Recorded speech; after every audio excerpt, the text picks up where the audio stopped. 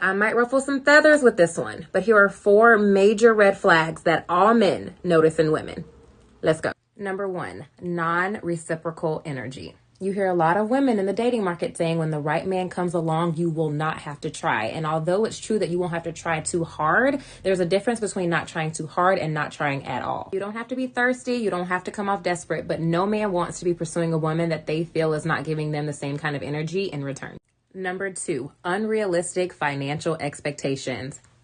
Somewhere in the modern dating market, we have communicated to women that it is totally acceptable to expect a man to pay for their hair or their nails for a first date, or to even go as far as to ask a man they barely even know to help them with their bills.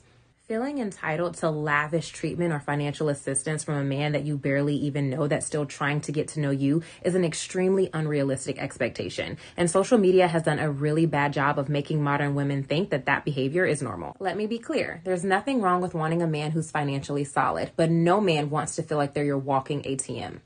Number 3, immaturity and uncontrolled emotions. Immaturity, uncontrolled emotions, acting crazy, all of that has been rebranded recently as being toxic. And there are a lot of social media channels out there that actually glamorize being toxic and encourage women to engage in this kind of behavior. When good men get a sense of that behavior, you lashing out, blocking their number, cursing them out, they either just stop taking you seriously from that point forward, or they don't tolerate it altogether, because you're coming across to him more so like a child who's throwing a temper tantrum than you are a woman who wants to be taken seriously as an adult.